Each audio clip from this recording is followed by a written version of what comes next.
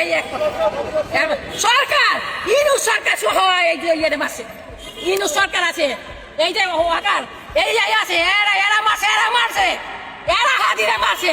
আমি বলছি শুক্রবার দিন যাই, আমি হাদির কাছে হাদি পেয়ে কি করতে যাবো, আগুনি মরে গেছে গো। বাহ, আমার তো ছেলের মতন না।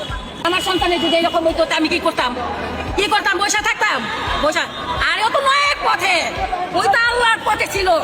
কেন রে মারলো, কি দোষ, কি অপরাধ?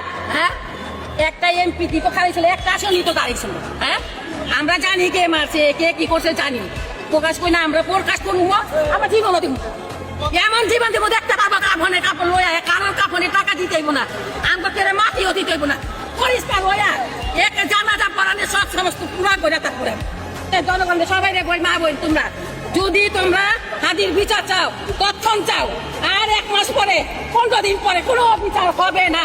আস্তে আস্তে ঠান্ডা হয়ে যাইব, সব ঠান্ডা হয়ে যাবে। রক্ত ঠান্ডা করতে চাইতেছে, যে রক্ত ঠান্ডা হয়ে গেলে আর হাদির বিচার হবে না। এই বাংলার বুকে হবে। আমার ছেলে প্রবাসে থাকে, আমার ছেলে যত প্রবাস আছে সব প্রবাসীদের বলি, আমরা হাদির খুনি তকনগর চাই। এখানে দেখাই দিলাম, কেউ যদি যায় আমার কাছে যাও, আমার একা গুলি মাইরা হোক, আমার ছেলেরও গিয়ে বাইরা হোক, আমরা ফ্যামিলি যে কয়জন আছি সবাই বাইরা হোক। আমি ভয় করি না, মৃত্যুরে ভয় করি না, মৃত্যুরে ভয় করুক কেন? আল্লাহ তো মৃত্যু একদিন দিছি।